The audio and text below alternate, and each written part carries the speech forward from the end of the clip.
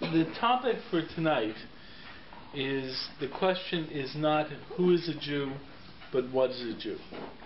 And it's one of those topics that in a certain way lays down some type of structural basis to almost any other topic that we may encounter. One of the things that I find occurs within Judaic studies, within a lot of different studies or Torah studies, is that there's a lot of focus on details, on micro perspectives. There's limited focus on macro perspectives. So if you study things, a person may talk about halacha, they'll go into the details of halacha and so forth, but generally macro big pictures aren't really taught, aren't really discussed. You'll notice this in terms of, let's say, Jewish education. You may talk about the holidays and stuff like that. You may talk about a verse, a pasuk, but in terms of walking in and saying, okay, what's the book of Genesis about? What's Breshit about? What's this whole picture about? And so forth. And that generally is not fully investigated, and therefore the principles underlying this are usually not enunciated, and therefore many ways we deal with things without truly developing a strong frame of reference and perspective. And one of those topics that is really not dealt with is the very topic of Jewish identity. Okay? What is a Jew? What exactly is the identity idea? Not who is a Jew. Okay? Who is a Jew is a secondary topic. It's sort of saying, okay, this is how you're a member of the club or the group, but what exactly is this group about? And that's the way I usually like to approach the subject. The fact is that we have a grouping called Jews, and the exact definition of that grouping is not clearly defined. And a lot of things one of the things we don't recognize is that because that grouping is not clearly defined, or we don't even know we're talking about it, we run into a lot of conflict and a lot of difficulties in trying to understand the term. So for example, when you talk about Israel being a Jewish state, well, if you're going to say Israel is a Jewish state, you have to know what the word Jewish means. So what exactly does that term mean? And if you got 10 Jews in a room, you'll get 12 opinions on what the term Jewish means. And it's interesting, in the 1990s, the American Jewish Community ran a bunch of ads in some of the major newspapers in the United States on what it means for you to be a Jew. And they took some very prominent Jewish individuals, asking them, what does it mean to be Jewish to you? And everyone gave a personal definition of being Jewish. This is what it means to me, and so forth. Great. The point is that the term Jewish is not a personal statement. It identifies you as a member of a group. If you feel being Jewish means A, what does it mean to other people who don't mean being Jewish means A? Let's take a most extreme example for it, Jews for Jesus. Jews for Jesus have an argument that's quite explicit of why they can call themselves Jews for Jesus. There was a modern philosopher by the name of Edith Stern. Anybody heard of Edith Stern? She was born Jewish and she died in Auschwitz. It is my opinion that she did everything possible to die in Auschwitz. She went out of her way to make sure that she could die in Auschwitz so she would be defined as a Jew. Why?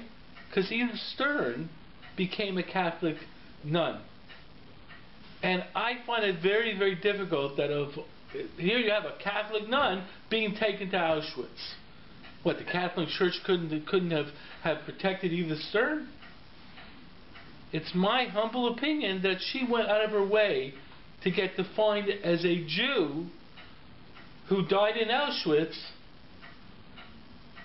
and still a Catholic nun. Yielding the Brother Daniel case. Well, guess what? Halakhically, Brother Daniel is Jewish. And once you had the Brother Daniel case, which basically was a Carmelite monk who basically defined himself as a Jew but would not be accepted as a Jew under the law of return of Israel, what you eventually had is a case of Israel saying, we aren't bound to halacha in defining who is a Jew. Great. So now you have the Orthodox basically saying, but we want Jewish identity defined by a Jew.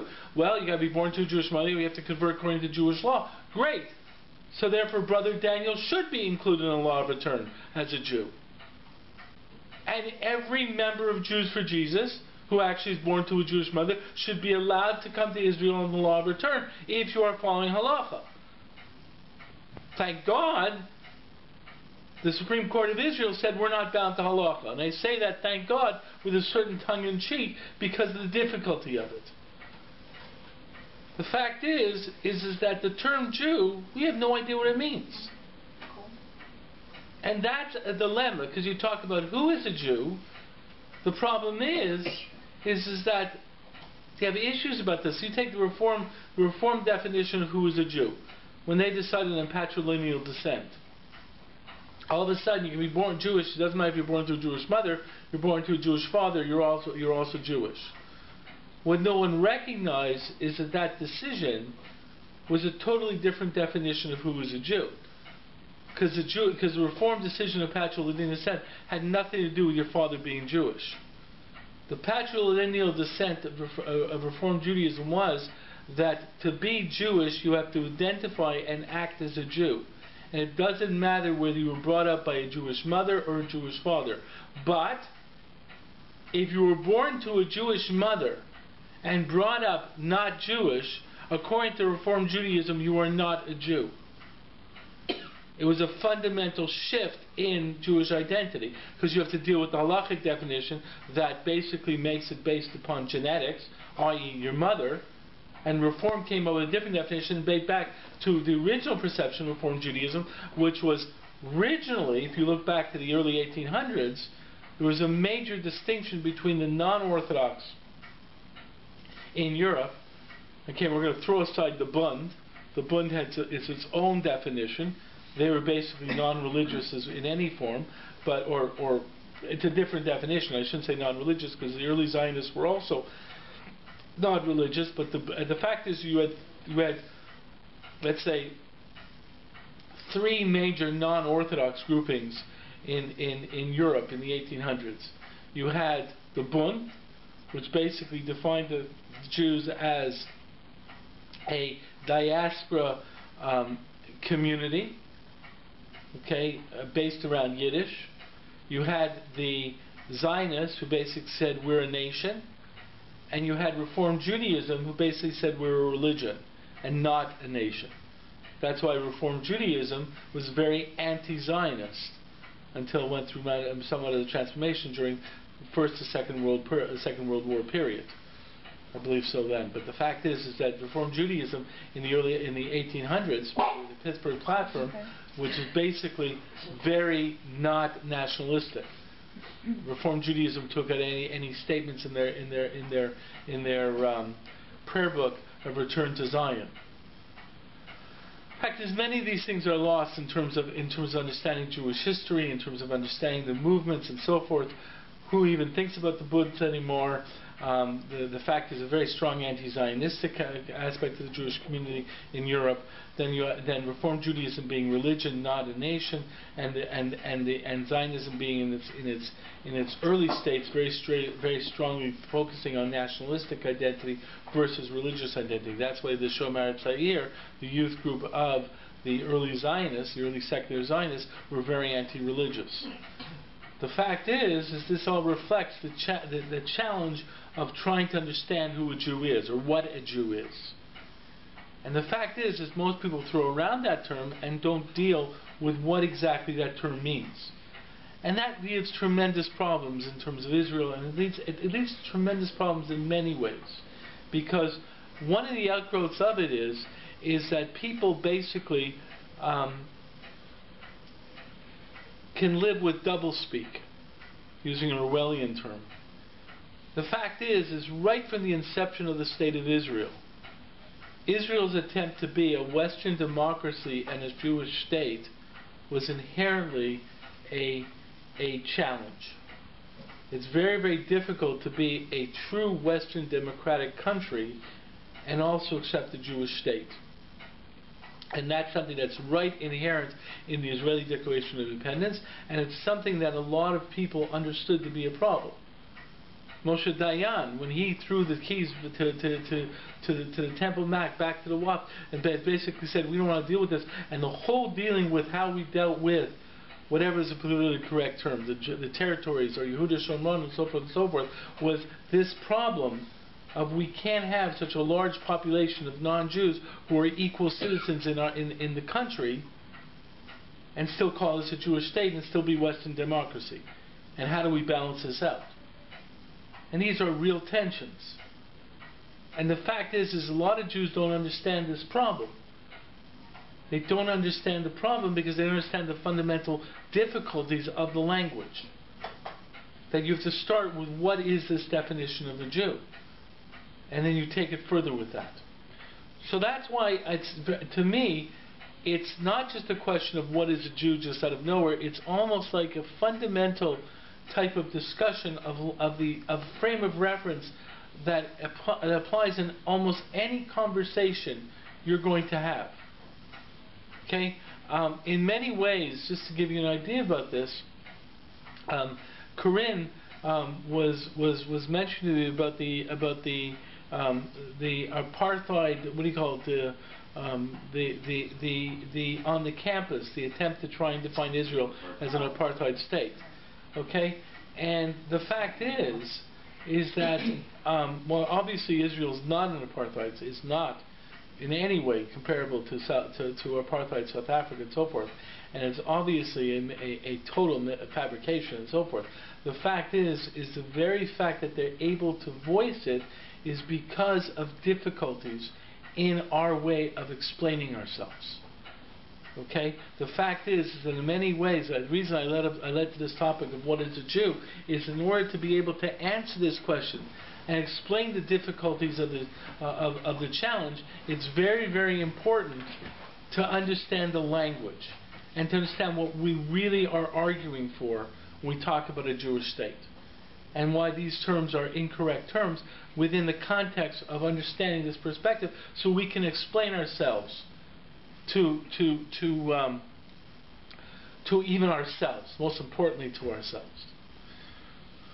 So basically, that's what I want to talk about. What is a Jew? And I want to approach it in two parts. The first part of what I want to deal with is what exactly is the halachic definition of a Jew. Okay, I want to look at the halachic definition. I'm not going to get into the academic issue of whether natural descent, when it came from, and so forth. People get into argument that in the academic world, they challenge the Orthodox perspective that natural descent was always the way Jews define themselves. They come up with a date where the Jews define themselves with natural descent, and all these other arguments. I'm not getting involved in that type of argument. I want to know what the halachic definition of a Jew is, and the reason it's significant is in 1700, okay, and I take before the Jewish Reformation, okay, before the Haskalah, when a Jew, if you weren't a person who adopted the parameters of halacha, you left the Jewish community. Spinoza left the Jewish community, right? There was no place for him. Even though he might have been the first secular Jew and so forth, there was no place for him. The fact is, in 17, and obviously Spinoza was before, but I say in 1700, being Jewish meant something across the board. That's the first thing I want to do. I want to know the halachic definition of what a Jew meant. And the second thing is then what happened historically after that to understand many of the challenges we face today in trying to define the broader Jewish community. Okay, when we talk about Israel being a Jewish state, it's not a halachic state. So what did David Ben Gurion? What does people now in Israel, how can they understand a Jewish state, and how can halachic Jews relate to that understanding? Okay, so I want to start with the Jewish definition, or the halachic definition of what is a Jew. Because right off the bat, it is already problematic. And a lot of the problems with our own Jewish identity begin with the halachic definition. Okay? The halachic definition, what is the halachic definition of a Jew? Give me, who is a Jew? Is it the 13 principles? No. 13 principles are 13 principles of faith. It's not, that's not Well, then tell me how it fits in. Who is a Jew? Well, let me give you an example. If I ask you a question, what is a Muslim? What would you say? someone who follows the Quran. I don't know. Okay. A Muslim is someone who believes in Muhammad as being the final prophet and greatest prophet of God. Right? That's a Muslim, right? What type of definition is that? It's a religious definition, defines a group, and says this definition of a group is defined by shared belief. Right? Okay. That's what is defined by, we have an idea. It's shared belief, that defines this group. Okay? Can a person be a Muslim if they say, I don't think Muhammad was anything more than a camel driver? No, you're not a Muhammad anymore, right? How would you define a Christian? Christian is someone who believes that Jesus was the Son of God. Well, there's more liberal Christians, right? There's liberal Christians who may not believe that, but they believe something about Jesus, right? But it's based upon belief. And then you have this whole argument. Fundamentalist Christians would say someone who doesn't believe that Jesus is the Son of God is not a Christian, right? But the fact is it's based upon shared belief. Okay. Okay. What makes someone an Italian? Being born in Italy. Being born in Italy. That makes you an Italian citizen. So the fact is I'm giving up two definitions People of whose even parent lineage were born somewhere along the line. Okay, so first of all, you have to make a distinction between two definitions of Italian. One is Italian citizen. Okay? It's an Italian because he's born in Italy. Right? Now, we have another definition of Italian because Italian descent. Italian descent, which means cultural. Right? Okay. Now, is there any way that Barack Obama can become an Italian? Yes. How? Sure, he can move to Italy, stay there long enough. And become you're right. Become a citizen. So in terms of the definition of citizenship, he can become an Italian Right. by moving to the country and accepting citizenship. Okay.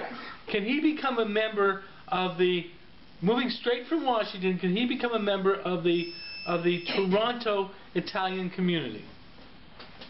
Straight from Washington?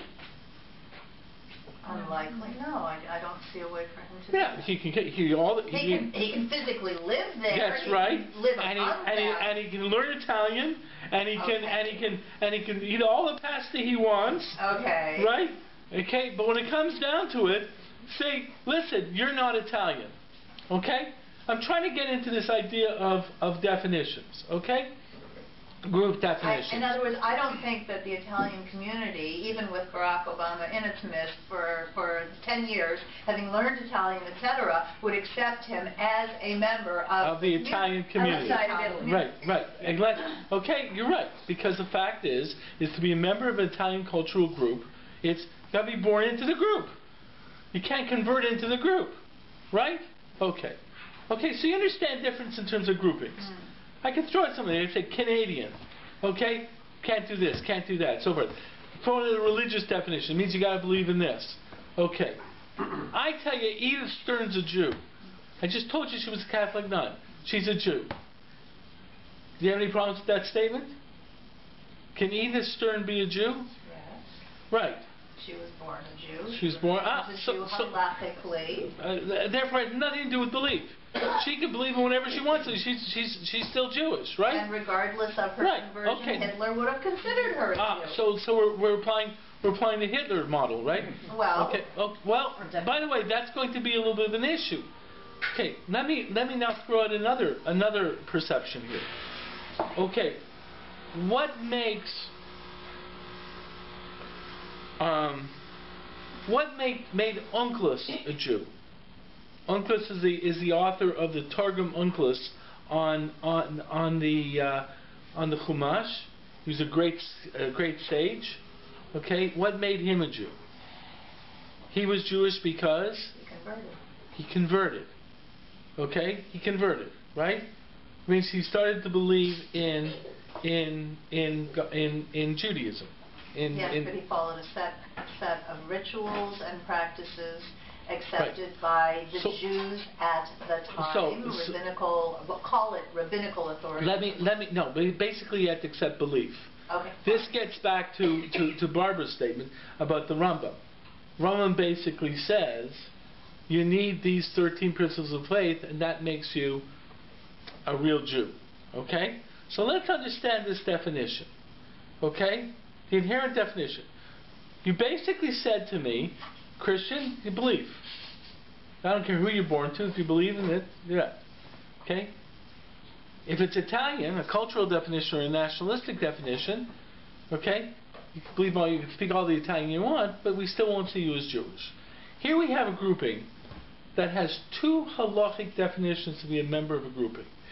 And I compare it to the country club that says it's for playing tennis and for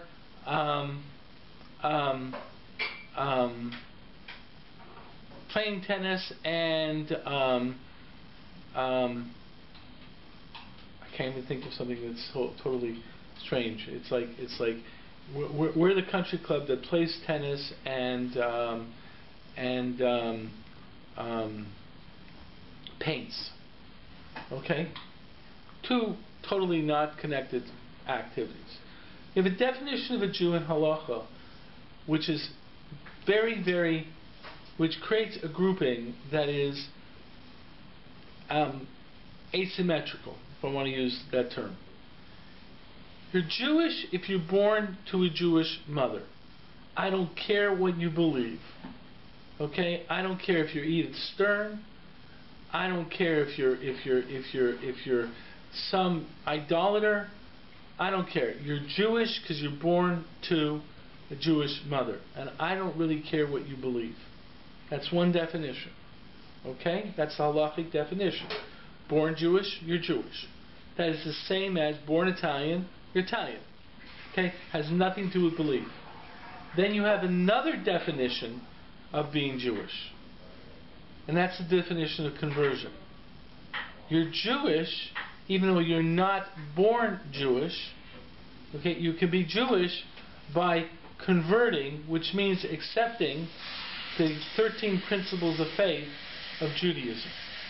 Okay? Two completely different definitions. Okay? Now, what does that yield? So in Israel, you have people having problems with this.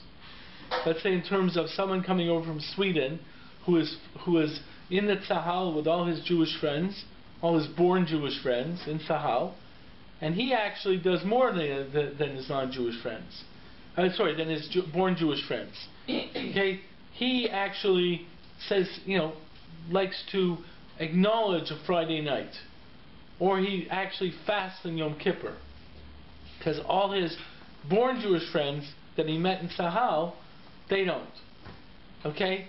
And now, all of a sudden, comes down to he wants to get married, and they say, you got to convert.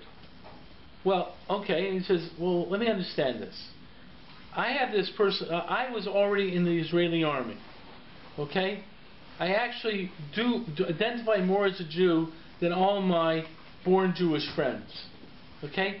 And you're telling me that I am not perceived to be a Jew under law of return or something like that. But all these Jewish friends of mine, born to a Jewish mother, they tell me they're an atheist. They even tell me they're into Buddhism. Doesn't matter. So what you have is an anomaly. What the heck is this group? Is this group based upon belief, or is this group based upon nationality? And it seems to be we're the group of people born to a Jewish mother, and we don't care what you believe. But if you want to enter our group, you have to accept this belief. Does anyone want to explain that to me? The nature of our grouping. Doesn't matter what you believe as long as you're born to a Jewish mother. But if you want to enter the group not born to a Jewish mother, you have to accept these beliefs. In fairness, Rabbi, yeah. It's not unlike trying to get, for argument's sake, U.S. citizenship. Okay. If you're born on U.S. soil, regardless of your belief in the flag and in the faith, the country and the Constitution, you are by definition American. Right. However, if you are not born to America and you want to become by choice an American citizen, you have to take some time, qualify it, and then swear allegiance to the flag and support the elements of the Constitution. True. Uphold the Constitution. So it's not terribly different. And often relinquish what you've had before as citizenship. Okay, so what you've done is you said that Jewish identity has nothing to do with religion. The model for Jewish identity is nation. That's what you've defined. And the fact is that in many ways the Hebrew term gerus, which is usually translated as conversion, most likely it would be better translated as immigration. Okay? Okay? And if you started seeing the ger as the immigrant, and then the distinction between the ger toshav and the ger tzedek, the ger toshav is a certain category of immigrant, I would say that the ger toshav would be better translated as landed immigrant. Okay? I'm not really saying that this is so, but you've just defined Jewishness as nationality. Correct?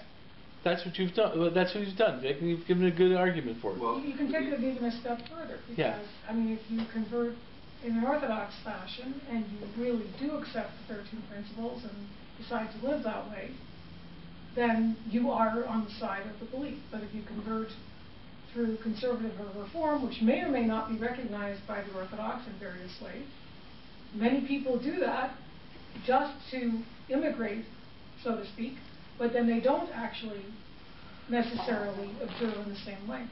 Yeah, but what you're dealing with now is really three judicial systems over the immigration law. Okay, one of the things that people do not recognize when you start talking about Reform, Conservative, and Orthodox is that you're talking about different religious systems.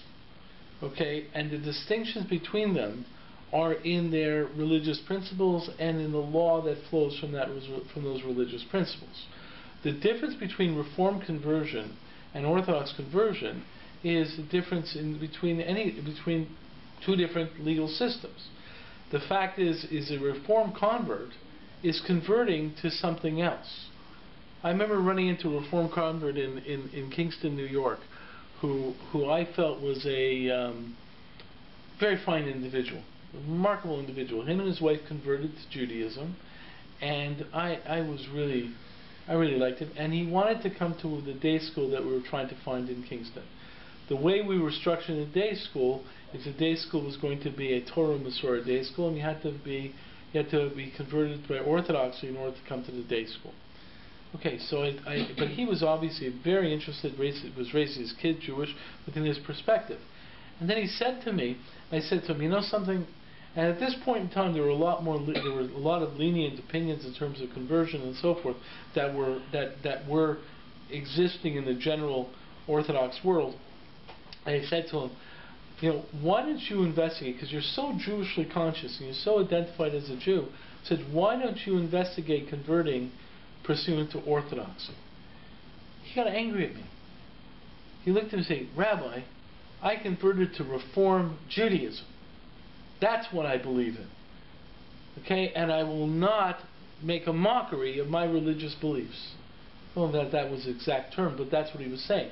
The truth of the matter is, Reform Judaism, the term is conversion. Because Reform Judaism is about beliefs. It is actually very similar to a conversion process.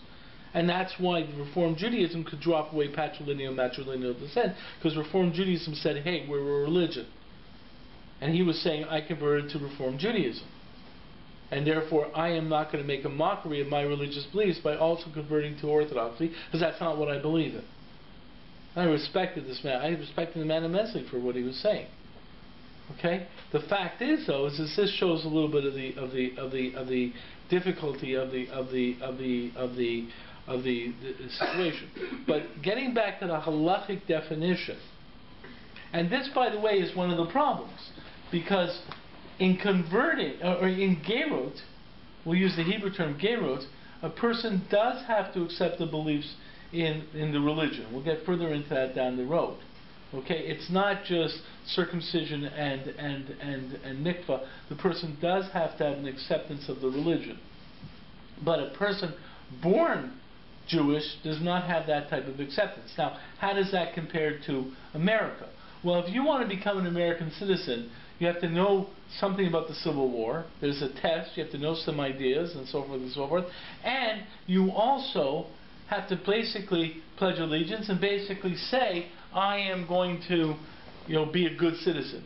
You can't come to the United States and say, listen, I'm going to become, I want to become an American. You can't do this in Canada, but I just want you to know that I will not respect any of your laws.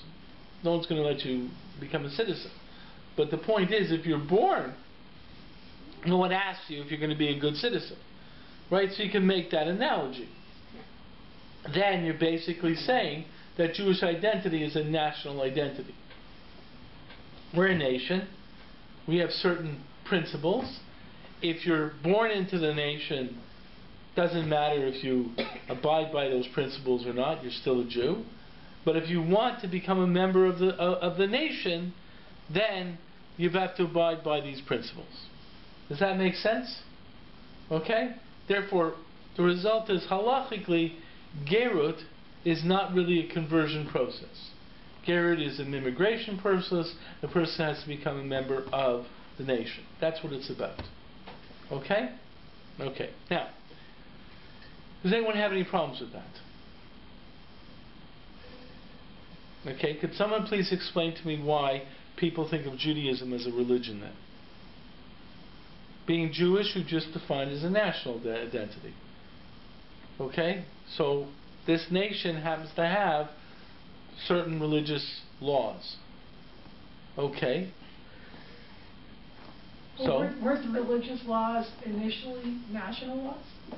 So they're national laws. And what about when 90% of the nation no longer considers those national laws as significant? We're not a nation. They were originally defined when we were within the land borders of our nation. It's a historical basis. That's true. So now that we've moved, are we always bound by those national laws? There's no way of changing the Constitution? Was there a law that said that once you're out in the galut, you still have to obey the laws? I guess there was, because it says the law of the land is the law, right? So well, no, the law of the land is law. No, but from a halachic perspective, okay, once you take the nation being it's a nation, has these laws, we're saying that if you are a member of the nation, you're still a member of the nation, whether you abide by these laws or not. But if you want to become a member of this nation, you have to accept these laws. By the way, we're not just talking about accepting laws, we're talking about accepting religion. Okay? We're talking about belief. So the question exists is that but the prime definition, by Vic's comparison to America, it seems to be that the prime definition is national. So then, what I'm saying is you have a national entity, but most nations have a procedure of dealing with its own identity as a nation, including being able to amend its constitution. But Rabbi, why does it have to be either or, as and mutually exclusive, as opposed to back to the paradigm of America for a moment? It includes both elements, and you've now raised the issue of can you change the constitution? Well, clearly the courts are empowered to do so. Our Congress is empowered to do so, the Constitution. And so are we empowered to make changes as long as they're within the spirit of the through the Sanhedrin. Well, yeah, we don't have a Sanhedrin anymore, and we can't make. That's a different story. But the fact is, even that there are strong limitations on what the Sanhedrin can do, because our constitutional document, the Torah, cannot be amended. Wasn't it because it's a religion and a nation because its nationhood was declared by God, right? I mean, it's oversimplification, but it's, you know, it wasn't a bunch of How it came to British be, to troops exist. winning and signing a piece of, you know, we declare, you know, Okay, men so- with long, It's well, very maybe it was men with long existence. beards, but It's very and eventually on existence was parts, based okay, on maybe Okay. it's the same thing. Okay, so God created the a nation. nation, yeah. Okay, so now you have to confront one of the greatest challenges that exists because of that statement. Why did God choose a specific nation? Okay, is God's universal? How many gods are there? One, Okay. How many human beings are there? many. Okay. How much percent of human beings are Jews? Small. So this one God only considers Okay, I'm good at math. one nation. In other words, it's the universal God basically says, I'm only dealing with one nation. No. No, Oh. not at all. You have Sheva Mitzvot B'nai Noach, you have all sorts of contributions of other societies that are recognized by God and that we have to recognize as well in order to be the Orla Olam that we're supposed to be. Aha. So how would you frame that in a structure of understanding our identity?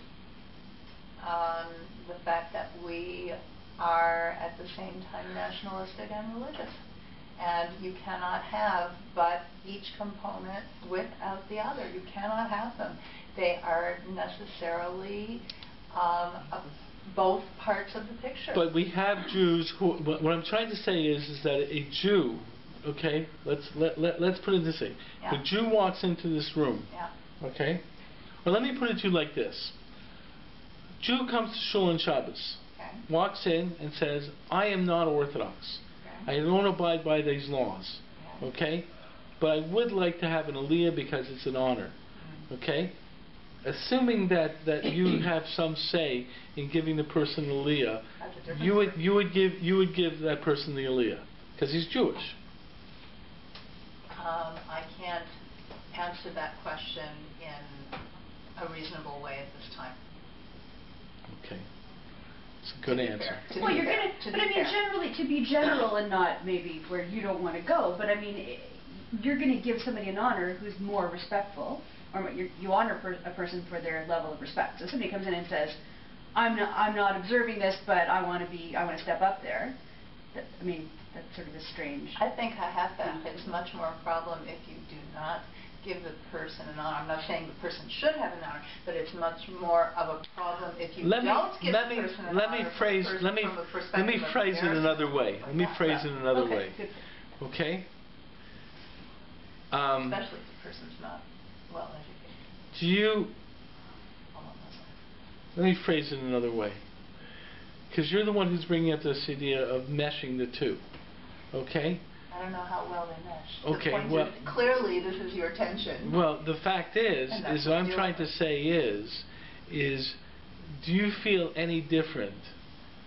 Or I'm using this, Okay. euphemistically, but do you say if a person says they're Jewish but they don't believe, okay, do you feel towards that person that person is any less Jewish? No. No, I feel sad, but I don't feel that they're less Jewish. But therefore, how does it mesh together? But what's the issue? Like, let's say you take the American Constitution or the Bill of Rights and says under God. And let's say you go to Harvard, I don't know, some school, Harvard Kennedy School. 90% of them don't believe in God, but they're still American. So. Yeah, and by the way, in America, that's becoming more and more an issue. I got this through the Rabbinical Council of America. There's an issue by a court. There's something in the state. There's a concept in tax law called parsonage. Parsonage is basically that the clergyman gets a certain tax write-off for his. Okay, that parsonage, and we have the same thing here, a housing allowance here in Canada. The fact is, that is now being challenged in the United States,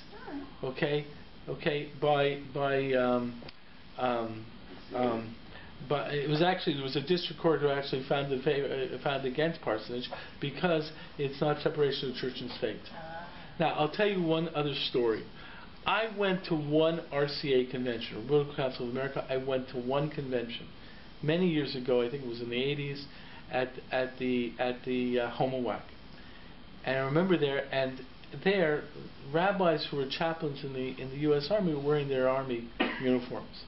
And I remember I was looking at my wife, I gave my wife this thing and said, that guy's wearing a star. It's a general. Wow, so like there's a general here from the U.S. Army. He must be a chaplain or whatever. Okay? So then someone came over and said, you know the story behind the general?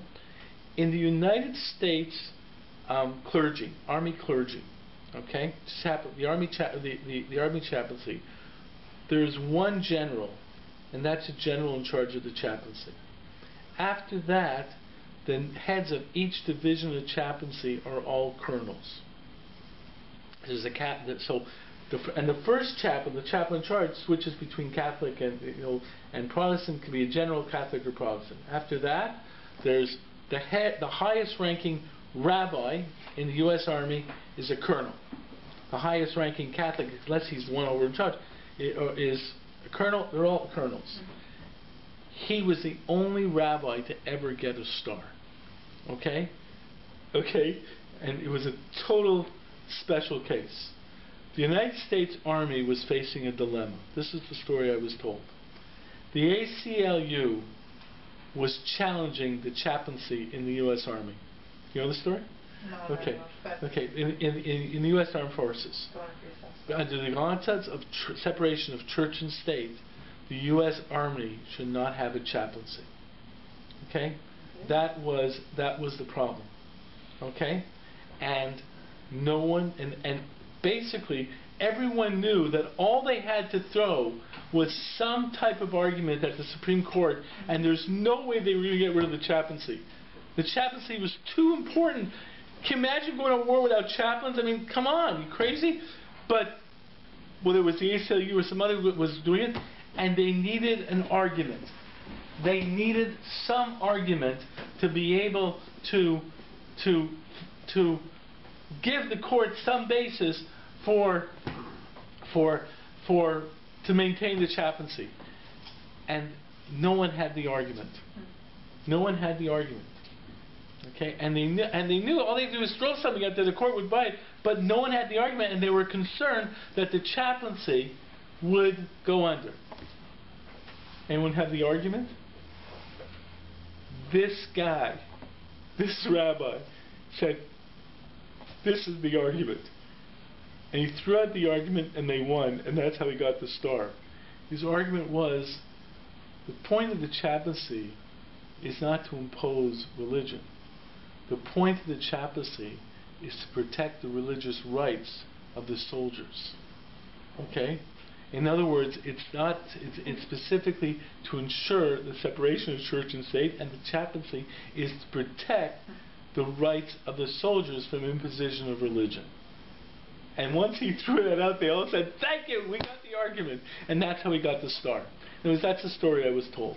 Okay, anyways, the point is, when you're dealing with this, how you mesh these things together, we sort of have this idea, it's a religion and it's a nation. The fact is, in the United States, they have in God we trust and so forth and so forth. They're still having dilemmas of how they mesh it, because basically in the United States, they say, we respect every religion. What you believe in doesn't matter. You could be a good citizen of the United States, whether you're a Sikh or whether you're a Catholic or whether you're a Jew. Doesn't matter. The fact is, though, and this is what it comes down to. The fact is in Jewish identity, you're playing with this issue. And we throw out these issues such as, one God, God created the nation. Then you have to deal with the issue, why is God creating a nation? Why does God specifically want to have something to do with the nation? Isn't God the universal God? Now, you're throwing an idea, 7 Mrs. Maynard, but still, why do you have a nation? Well, I want to jump back for a second to your idea that the U.S. government or the U.S. respects all religions, okay, in theory, and protects the rights of all of the members of those religions to be able to practice, save for, God forbid, harm that it does others, let's say, imprisonment. And at the same time, has a very entrenched ideal of separation of church Right. and state. Right. So you have, again, two issues that necessarily stand alone. Separation of church and state is to separate the imposition of the nation upon individuals, but by Okay. protecting the individual rights to practice that religion. Whichever religion. Right. Yes, correct. Okay, but let's get back to this definition, because it started with this definition of being compared to. Let's step back for a second. I am going to make a broad statement.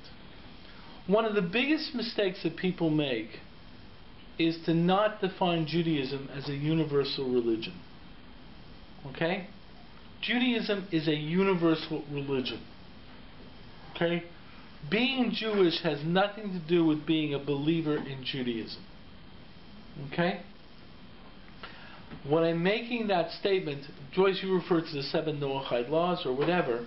The fact is that belief is a matter of what you think is the truth, what do you think about God, and so forth and so forth. Being born to a Jewish mother has nothing to do with belief. You can be born to a Jewish mother and have this belief, or not have this belief, and you can be not born to a Jewish mother and have this belief or not have this belief. The fact is every individual who comes to convert, i.e. go through Geras, has that belief before they become Jewish. Okay? According to one viewpoint in the Talmud, Job, the book of Job, Eov, was not Jewish. And there's no indication that he was any less a believer in Judaism than any other person mentioned in the Bible. Belief in Judaism, if you want to say Judaism is a universal religion, you understand it this way, has nothing to do with being Jewish, and that's really what Vic and what everyone's getting at. If you define Jewish as being a member of a nation, then you're saying being Jewish is not because you believe in something. A non-Jew can believe in it. A Jew cannot believe in it. But the starting point when you start talking about God is you start talking about the universal God, therefore there has to be a sense of a universal belief. And the starting point, if you're going to talk in terms of religion of Judaism, is that Judaism is a universal religion. And God distinguished one nation from all the other nations. And that's what you were getting at when you said that God made a nation. The question is, why did God distinguish that nation? But what's significant about that is that, what defines a Jew? Well, the Jewish definitions are basically nationalistic. Born to a Jewish mother is a nationalistic definition. Right? You're born in a certain country, you're born to an American, you're an American. You're born to an Italian, you're Italian. Okay? That's a nationalistic definition. The fact is, though, is that the perception of the halacha is that this nation was created by God. Therefore, the nation has significance because of the religion. The universal religion distinguished this nation.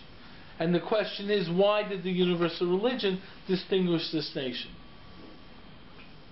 And in distinguishing that nation, it applied nationalistic definitions that says you're still a member of this nation even if you don't believe in the universal religion. And it allows for the possibility for people who wish to be part of this nation to become a part of that nation. But what the halacha does, though, and this is really what it does in terms of belief, it basically says that the only way we will accept you wanting to become a member of this national identity is if you accept the overall philosophical or theological perspective that this national identity was created pursuant to the universal religion. That's really the way I understand the halachic definition. The universal religion distinguishes the nation, and the nation has nationalistic definitions, which basically says genetical definitions like any other nation, or it allows for immigration, but it says if you wish to immigrate within this national grouping, you have to accept the perspective that the nation was created within this theological construct. Now, what is the result of this? You have to deal with, why does God choose one nation? Why is this nation significant? And and more importantly, what is the significance of nationhood? That is, why would God even be interested in a nation? That's a very, very powerful concept in one of the differences between Judaism and Christianity. Christianity is a universal religion, and in becoming a universal religion, it drops any value in nationhood. That statement of give unto God what is God, unto Caesar what is Caesar, is a powerful statement against nationality. It wasn't just a statement in terms of, against the Jewish nation. It basically said nationhood is something in this world. Therefore, it is only something within this definition of this world. Therefore, give unto Caesar what is Caesar. Do what's for nation within this world. It had nothing to do with the real issue, the real world, which is the kingdom of God. And Christianity basically said, in the kingdom of God, there's no national distinctions. It's all universal. We don't distinguish in any way between nations. Okay? And that was one of their arguments against Judaism. Judaism was arguing that there was a value in nationhood. What would be the value in nationhood? So Judaism basically said, forget the fact about Jewish nation. It gave an argument of a value in nationhood. So from a religious perspective, what is the value in nationhood? That's a powerful statement of Judaism before you even get to Jewish nation. Okay? Okay? So that's one of the things that we as Jews have to deal with. Not just the fact that God created a Jewish nation, but the fact that God said nationhood has value. And if you look from a Jewish perspective, we work with nationhood. We don't consider the world to just be human beings. What do we call the members of the world? The Shivim Amamim, the 70 nations, with the 70 languages. We do not see the world. We see the world very much like a United States vision of a union of the states. But we also believe very strongly in national bodies that should then be unified into one humankind. But nation states within the Jewish perspective has values. And therefore the Jewish nation is a very specific nation that God has chosen. And the question is, why has God chosen that nation? Okay, so, but the starting point is the universal belief. So from a Jewish perspective, we have the following perception from the halacha. There is a universal belief that is expected by all human beings.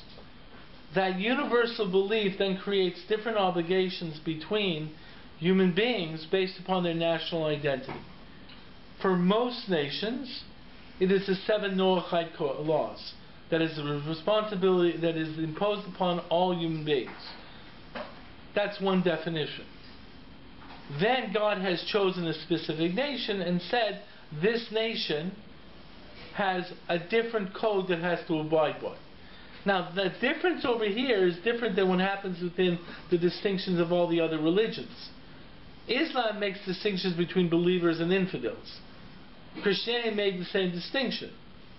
And if you're an infidel, you're going to hell or whatever. But Judaism does not make that distinction.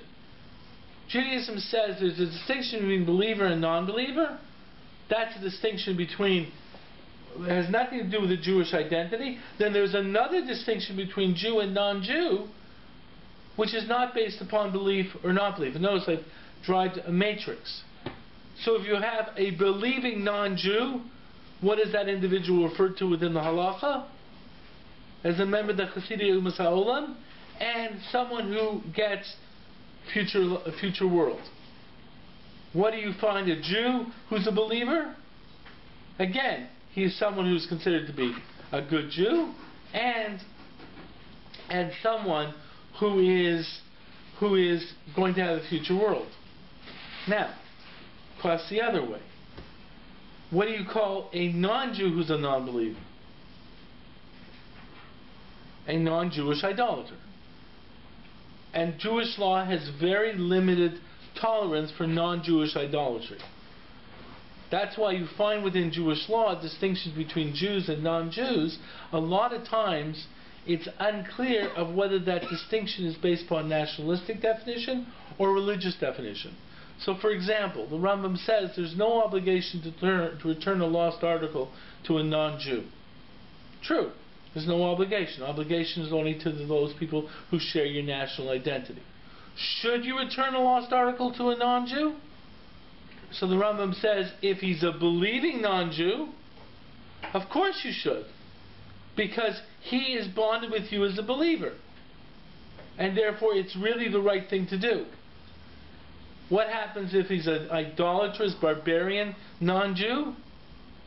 Should you return the lost article? Let me put you like this. Would you return the lost article to Adolf Hitler? Okay? How many people return? If you find a lost article with A. Hitler on it, do you think you're going to return it? No. Why? Because you're not interested in benefiting that individual. That's what it means when you should not return a lost article to a non-Jew who is a barbarian. Because he'll only use that property for negative reasons. Yeah? What I was going to ask you is it that you should not? He says you should not, or it doesn't matter? You should not. If the truth of the matter is, when it gets into a barbarian non-Jew who would use the resources for negative things, you should not return it, unless there'll be repercussions for not returning it. But the fact is, but for a good non-Jew, for a non-Jew who's a believer, and by the way, we have to get further into this issue of belief. I would say that according to most people, the non-Jews today are basically within the category of believers. We're not as strict on the definitions of belief. Belief and observance are two different things. Right. Yes. Right. And also, person gets the belief a little bit off. He's basically a good person. That's okay too. Okay. Now, what about a Jewish non-believer? How do you define a Jewish non-believer? Well, he's Jewish, but how do you define him? You find him? How do you define him? So I'll give you the language of the Rambam. Okay? This is the Rambam's language when he mentions the 13 principles of faith. Okay? After he lists 13 principles of faith, his introduction to the chapter of Chelik and Sanhedrin, he says, a Jew, regardless if he sins or not, is always a Jew. Okay? And you're to treat him like any other Jew, unless he doesn't abide by these 13 principles of faith. Then, well, his language is a little bit tough. He says things like mitzvah l'sono. There's a commandment to hate such a person. Okay? You're not supposed to treat him in any way like a nice guy. Okay? Now, but the Rambam in Hilchos Mamrim puts a tremendous caveat on this. He says that's only for someone who had the knowledge to make the right choice. Someone who was brought up within other systems, and this is extended to anyone who has a legitimate question. That person, there's no command. You're supposed to treat him like a nice way and welcome him and so forth and so forth. But the fact is what the Rambam does state is that in this category, he's basically saying that there are, although he says that define this person in terms of a commandment to hate the person or whatever it is, that doesn't apply. But the fact is you're making a distinction from a halachic perspective between law-abiding citizens and not law-abiding citizens. See, from a Jewish perspective, you have to take the American Constitution, the American system, what Vic just said. Yeah, people are Americans. Was an American by the name of Al Capone. Was there ever a question about Al Capone being an American? No. He was an American. He was an American who ended up in jail. The fact of the matter is Jewish law works the same way. What Jewish law basically incorporates is like this. God created a nation, and there's a constitution for this nation called the Torah. Now, in terms of that definition, the definition now exists in terms of the nation. It could be, and what the Rambam basically introduces in Mamrim, it could be a person is not responsible for not being a citizen in good standing. But the fact is the halacha makes that distinction as well. So really what you look at in terms of Jewish identity, it's really a nationalistic identity. Being a Jew, when you say you're Jewish, it's a nationalistic identity. That nationalistic identity then is within this universal religion where God created this nation and created this national identity and has a constitution and a set of laws, and that set of laws states this is what is expected of the citizens of this nation, and you can be a citizen in good standing, or you can be a citizen not in good standing without looking at, I'm not looking at culpability or whatever. Okay. Now, that would yield a certain definition of Jewish identity from a halachic perspective. Therefore, you can understand that in order to become part of the nation, if you're part of the nation, you're born that way because it's a national identity. It's Jewish motherhood is the essence of this national identity. You can join the nation if you don't want to be, but as with any other immigration process, the immigration process can ask the potential immigrant, will you abide by the laws?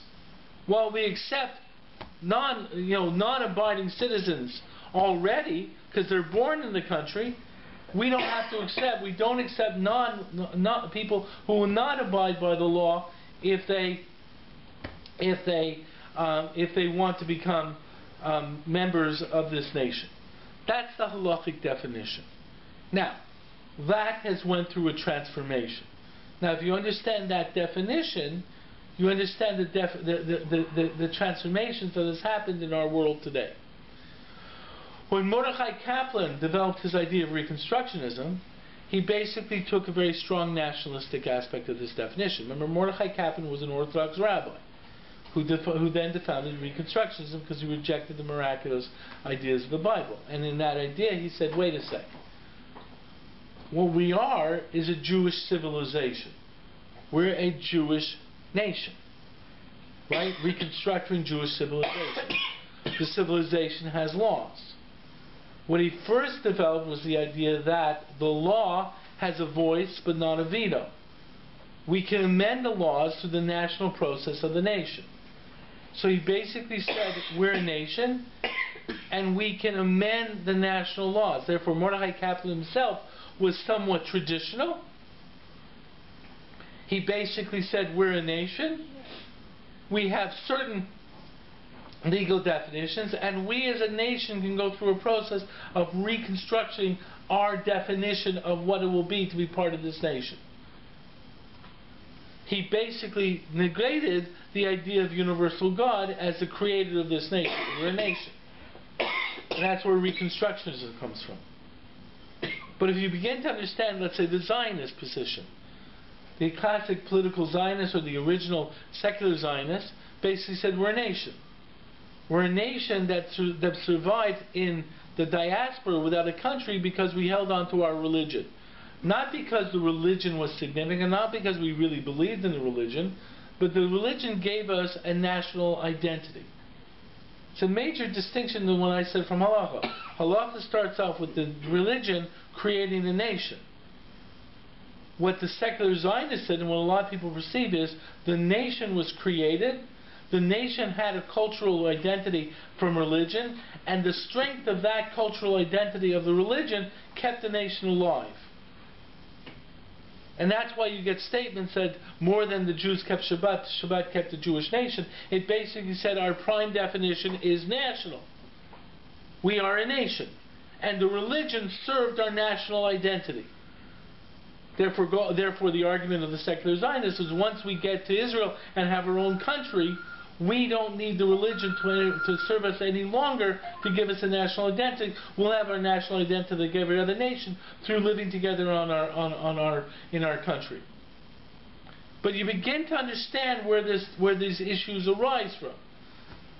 One of the problems in Israel today, and this is something I don't think that the early Zionists felt, was that they actually very, very strongly argued for Hebrew, and they also developed very strong connection to Tanakh as the cultural identity of the Jewish nation as unique. That's why the Chidon Tanakh, even though everyone talks about it today as a religious event and a contest for religious, Chidon Tanakh was developed by the secular Zionists. David Ben-Gurion was a tremendous scholar of Tanakh, because Tanakh, the Bible, was the cultural identity of the Jewish nation.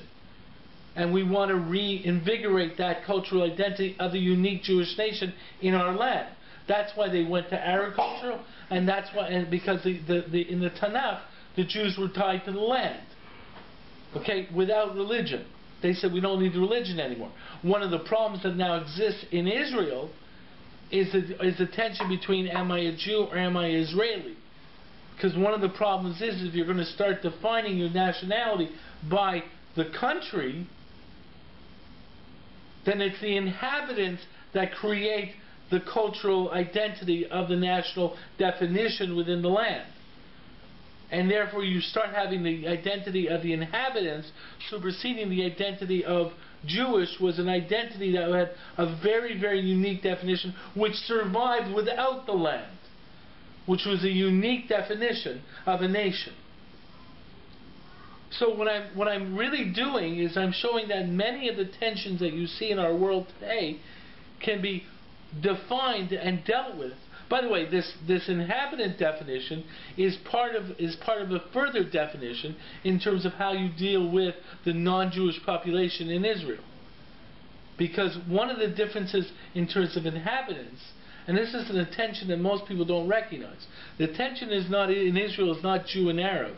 The tension in Israel is Jew and inhabitant. The real tension, the fact that it's Jew and Muslim or Jew and Arab, actually works in our benefit. But the fact is, if you started seeing when some of these developments came up, it was one man, one vote, inhabitants. We should create a nation based upon the inhabitants of the land, which would include Jews and non-Jews, and not be a Jewish state. But a Jewish state is a uniquely defined nation that existed outside of the land. And Halach explains the reason it existed outside the land was because it was a nation specifically created by God. And therefore the land, and this is really unique within the Jewish understanding of the land, both creations of the Jewish nation, there's two birthdays you could say to Jewish nationhood. One could be Avram Avinu, Abraham, and the other one could be the Exodus from Egypt. Those are the two classic definitions of Jewish nationhood. Both occurred outside the land. Only after the nation was already secured outside the land, in an identity outside the land, did it then go to the land. A very unique definition. Other nations were all defined by the land as primary. They were on the land and that what joined it. Therefore, the fact is, what is the Jewish national identity? So the nation, if it was created by God, Joy said, was to serve the world, or to basically maintain some idea of God in the world. But that all puts together in terms of national identity. Now, this becomes part of the tension. Now, what I really did is I'm showing you halachic definitions, and I also showed you how it breaks down in our world today. Reform Judaism is really an anomaly, because Reform Judaism really stressed the religious, but as Zionism grew, most Reform Jews now really are much more defined by their national identity as well as religion. And the fact is Reform is much similar to Reconstructionists, but they had their own definition of how they balance the Reform aspects of it. Because Reform in its early inception was, we're a religion, a universal religion, and the universal religion should not be bound by national identity. Therefore, the original Reform basically were saying we're like any other religion, and people should join us like they join any other religion. Yeah, David, you wanted to...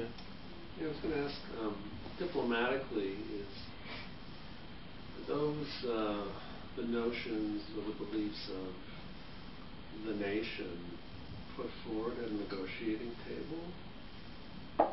When? In terms of dealing with current... Every nation had to have its negotiation for the defining of its definition as a nation. The United States Constitution, the Policy of Confederation. Negotiations in Israel, the fact is one of the things that really, in certain of Yair Lapid, is Yair Lapid is now facing this. One of the things I saw in terms of Yair Lapid is him dealing with Israeliness. And he's really going beyond who is a Jew, even though he's using the term what Israeliness is, he's really trying to figure out what is a Jew within this Jewish nationhood defined by Israel. And it's no longer the halachic definition. And he's dealing with it, and he understands the dilemma. Because one of the things Yair Lapid said, and it's a real problem, we talked before, we mentioned that thing about reform or conservative. Most Jews, regardless of their level of observance, have no idea of the theological distinction between reform and conservative and Orthodox Judaism. They have no knowledge of it, and they don't really care about it. It's differences in observance. They have no idea. To them, a rabbi isn't a rabbi, and there's no distinction. But the fact is that there are major theological distinctions. But Yair Lapid made a very fascinating statement. One of the problems with the secular Zionists was when they wanted to define a nation without the religion. Okay, the halakha is saying there's universal religion, now there's a nation. They said, no, we're just a nation, and let's just forget religion. Okay? What they basically said, what happened is that most Jews have some feeling of Avinu Shebashamayim, which is what Yair Lapid said. It says most Jews have a belief in the Jewish God, whether they're observant or not observant. And on that level, most Jews are not sure how to connect their national identity with their religion. Now, to most Jews is I'm a Jew and I believe in this religion. The problem with that is the religion really has to be universal because you believe in a universal God. It's inherently problematic that your definition of a Jew is because you believe in this religion, because that religion is a universal God. So how does that connect to the limited national religion of a nation? Now, in the ancient world it worked because they were all polytheists. So Egyptians had their own beliefs, and when Greeks came into Egypt, they respected Egyptians have their gods and we have our gods. But the fact is that our God is not our God. Okay, it is the universal God. So how do we as one nation have the universal God? And that's where Christianity basically said that's the problem with the ego of all Jews. They think God only cares about Jews, which is incorrect.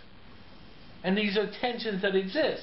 But we still have to work out this idea. Yeah. A couple of interrelated questions. I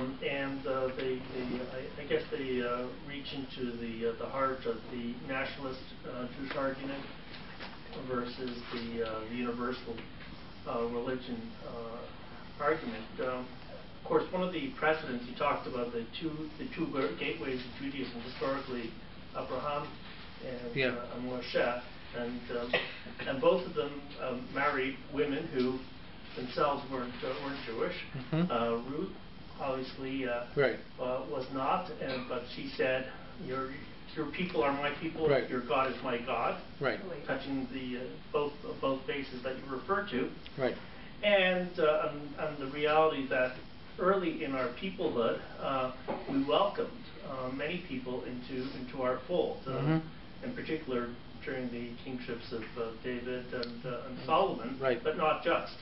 So I want to know what your view, the halachic view, on opening the door again, now that we are a full nation state, so we have both an established religion that is global, universal, and stable to some extent after the Shoah, and a foothold in Israel. And here, let me take it one step further. And what is your perspective on Shavei Tzion, lost Jews, everything from B'nai Menashe to Beta Israel?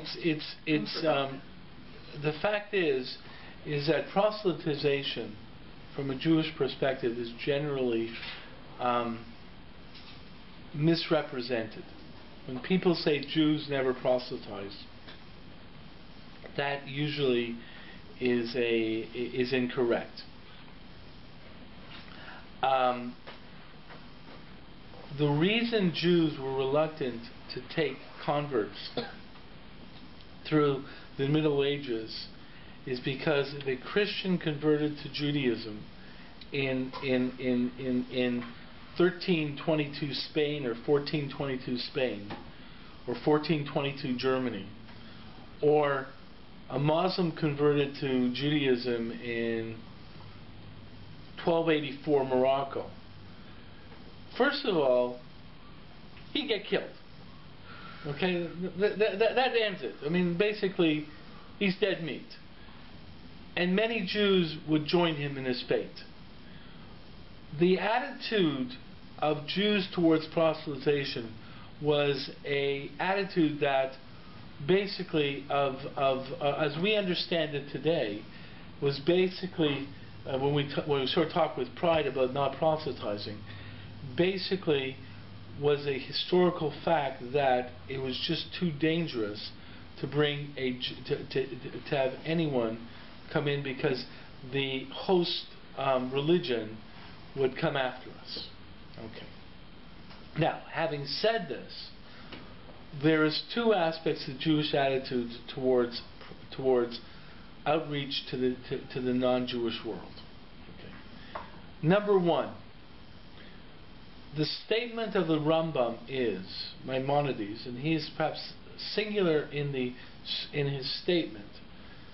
He believes Jews have an obligation to get non-Jews to abide by the 7 Noahide laws, which is basic morality. The 7 Noahide laws are basically laws against sexual, incest, adultery, murder, theft. You can't curse God. You have to set up court systems. You have to set up laws. You can't eat a limb of a living animal, and you can't practice idolatry. Basic morality is incumbent upon Jews to try and get the world to abide by these rules of basic morality, which is basically a religious morality because it's based upon a belief, an acceptance of one God. Lubavitch, by the way, the Rebbe was very emphatic about doing that, which is somewhat interesting in its own right, but the fact is that seems to be the position of the Rambam. What Jews were reluctant about is proselytizing really in terms of something wanting to join the nation, because the nation had responsibilities. So there was actually a book written by a guy by the name of Aimé Pellier. Aimé Pellier in the late 1800s. He was a student of a Rabbi Ben Zamoga, who was a major scholar in Italy. And Aimé Pellier wanted to convert to Judaism. And Rabbi Ben Zamoga convinced him not to. He said, you don't have to become a Jew to get saved, to get the future world, to have a relationship with God. You can do so as a non-Jew. In fact, why not do as a non-Jew? All you have to do is follow the 7 Noahide laws. So Aimé Pellier did that, and he became really the first sort of like major advocate of Noahism. And basically his argument is that I can serve God as a non-Jew. But the idea of what Jews say is, if you want to, the reason of conversion is we don't go out of our way to make someone to get someone to join the nation, because the nation has further obligations and it's more onerous. But at the same point in time, and this gets into the other thing, it's actually considered to be a mitzvah, one of the 613 commandments, to convert someone to be Jewish. The bet that converts someone is doing a mitzvah. If you have someone who should be Jewish and you do not convert them, you have done a great avera. In fact, there's a famous medrash like that. The medrash goes like this, and the medrash has to be taken, can't be taken literally for various reasons. Medrash goes like this. There was a woman named Timna. Timna wanted to convert to be Jewish. She wanted to be part. When was this? Was actually before there was actually real Jews. She wanted to be part of the household of Abraham, Yitzchak, and Yaakov, of the three patriarchs, and she wanted to become part of this household. And our forefathers rejected her. Okay, and Timnah went away, and she said, "Well, if they're not going to accept me, better that I become a concubine to someone within the family than just go back to be the princess that I was, because she was an idolatrous princess. So Timnah married Eliphaz, or became, not to marry her, became the concubine to Eliphaz, the daughter of Asaph, because she wanted to be so much in the family that was connected to God. And Avraham, Yitzchak, and Yaakov would not accept him as a convert. Avraham and Yitzchak were punished for not accepting Timnah as a convert. You know what the punishment was? Amalek. Her son was Amalek. And God said, because you did not accept a proper convert, this is your punishment. The biggest pain around for you guys. The bottom line is if a person should be a convert, there's actually an obligation to accept him into the fold. Okay, so the first level, there's proselytation, the 7 override laws, and there's an idea of saying, listen, you want to be part of this nation has obligations, but if you can cut it, we want you to be part of it. Furthermore, the Gemara in Kedushin says that one of the reasons, the Gemara says, the reason we're in Galus, the reason we're in the diaspora, is because we have to collect the holy sparks in the world. It's actually a more Kabbalistic, but he says, the Gemara actually says to collect Gerim. The Gemara in Kedushin says, the reason we're in diaspora is to collect converts. Okay? It's understood by the Larianic Kabbalah to collect the sparks that are lost in the world out there. So the truth is that this is a further idea. We're not against proselytization. We are very much in favor of promoting morality. I'll tell you a little story. I was speaking in Providence, Rhode Island. I was there as a scholar in residence on Shabbos.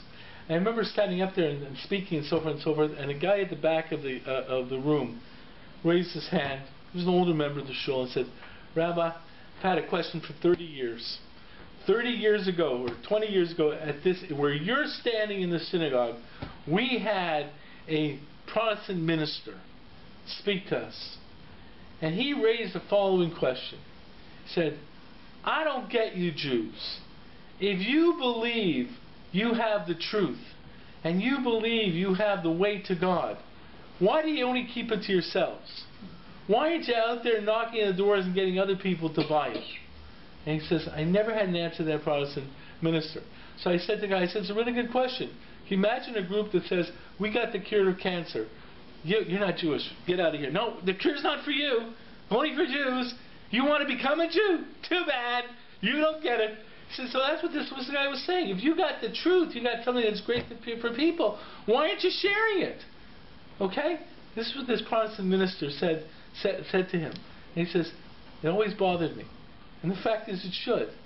If you believe that you have something that's beneficial to humanity, why aren't you out there sharing it? If you believe morality is good for humanity, you should be sharing it. The fact is, from a Jewish perspective, we do share morality. We take pride in the fact that many of the morals and that the ethical developments of the Western world, in many ways, is our development. I'll take one step further. This is in a censored Rambam. It's a Rambam that you will not find in the regular text of the Rambam, but it's a censored Rambam because in Europe you'll find it in Rambams that were survived in the Arab countries, but you wouldn't find it in the Christian countries, which had very strong censoring. The Rambam asked the following question. He said, why is it that God allowed that blankety blankety blank blank Jesus and that blankety blank blank blank camel dweller to develop those religions? His language is a little bit colorful, basically saying, why would God let these religions, these false religions, exist in the world? Any answers? So the Rambam answers like this. He says, because they're halfway houses to the truth. You can't expect people to really buy perfect monotheism right away. So God allowed for these diversions to somehow bring people. So this way they hear about the stories. This way they hear about the Bible. And therefore eventually when Mashiach will come, it will be more open to them becoming part of the way. The fact is that there is a universal concept within Jewishness, and we are supposed to go out there. And in terms of that idea, we are also supposed to strengthen the Jewish world. When you talk about Gerim, or when the Gemara talks about Gerim, of going out there and bringing in the people who should be part of our nation, who can be part of our nation. Yeah. We just finished the festival of Hanukkah, the Festival of Miracles, and one of my observations of modern Judaism, sometimes we don't see the miracles that are all about us, and in particular in Eretz Israel. Yeah. We saw the Tiyat HaMetim, literally of the land and the people. Right. After the Shoah, that we right around the corner, we have the revival of nationhood, right, of language, the ingathering from Ethiopia to the Soviet Union, in many ways the rebirth of Judaism, and I wonder, because what where we started off is the issue is, you see, what's interesting about that rebirth, and this is one of the issues that existed with Cook and so forth, is the methodology. I'm not taking away from the miraculous nature and the greatness of what occurred. What I'm trying to say, though, is that what the way we came back to Israel is in certain ways the unexpected way, and we still have challenges ahead of us. And one of the challenges is what we brought up tonight of what is Jewishness and what is a Jew. The way that everyone thought that the way we returned to Israel, was that there will be a miraculous coming of the Messiah, and he'd take everyone back to Israel. That's what happened. The way it happened was through normal, what you call normal, the fact that Theodore Herzl could come up with an idea that all of a sudden the European world is going to say, yeah, it's a good idea to get the Jews back to Israel. I mean, you really think about this. I mean, Stalin voted for the creation of the state of Israel. It's like you want a miracle? Stalin all of a sudden wakes up one day and says, we're going to vote for the partition plan. Well, what happened? The fact is that it happened through natural tendencies. But the thing that's remarkable about it is that we came back as a nation, a nation not really knowing what it meant to be this nation. We came back unclear of our theological basis, sort of had some idea of it. And I think the greatest challenge for us today, and this is the challenge in Israel today. So you hear Lapid's statement of Jewishness, I think is significant, but it's really the challenge that we're facing today. What exactly does it mean to stand for Jewishness? And in certain ways, it's that unique perception that even though we've returned to our homeland, we are still a nation that was not defined by our homeland. It was not defined by our country. And that is a very, very powerful concept. And I think that the challenge we now have to do, and I think this is the challenge in Israel today, and it's a challenge of much of what's occurring in the Jewish world today when you read about the Pew Report and so forth. It's interesting because Rabbi Sachs, the former chief rabbi of England, said in his response to the Pew Report, the big question facing Jews today is why be Jewish? And the truth is, I made that argument 20 years ago. Okay? The fact is, Jews today need the argument of why be Jewish. Okay? Why do I have to identify as a Jew? What's the significance of identifying as a Jew? And I remember mentioning this 20 years ago. We were talking about, if they asked that question to Chad Ha'am, why be Jewish? Well, because I am. Okay, but I remember that this question came up to Abraham Heschel, and basically even someone like Abraham Heschel said, defining the problems of nation and religion, I don't want to go there. I sort of have my answer, I don't want to go there. But the fact is the challenge today is we've, in the Jewish state, we're in the country, we've developed all this thing, now we have to know who we are. We've sort of gone backwards. We've sort of built the body and now saying, okay, what's the soul? And that's a matter of being Jewish. And it can't be we're now a nation like every other nation. That's part of the problems in Israel today. It has to be what's our uniqueness as a nation. And when you think about that, it starts with the fact that it's the universal religion that identified this nation. And that makes for a very, very different perspective. And that's perhaps the challenge that we have to face, not only in Israel, but in terms of, let's say, things like the Pew Study, which basically says we're not going to be around here too much longer as Jews. We have to come up with why is the significance has to be Jewish. And in many ways people do throw out the Judaism religion, basically, but if you really look at it, the Judaism religion as religion is too narrow. The fact is, stating that God is only concerned about a minuscule population, and that's our religion, the religion is very, very unique because it has that nationalistic aspect to it. You go towards religion, you're going to have to deal with Reform Judaism's issue, where basically what does nation have to do with religion? And the fact is that my answer about nation is that what we are supposed to be is a model nation. And therefore, when we talk being Or L'Goyim, it's interesting because the term is used as Or L'Goyim is a model nation. It's not model individuals, it's model communal structure. And that's really the challenge of Israel, to become a nation that can be a model to the world of how to be an ethical national entity.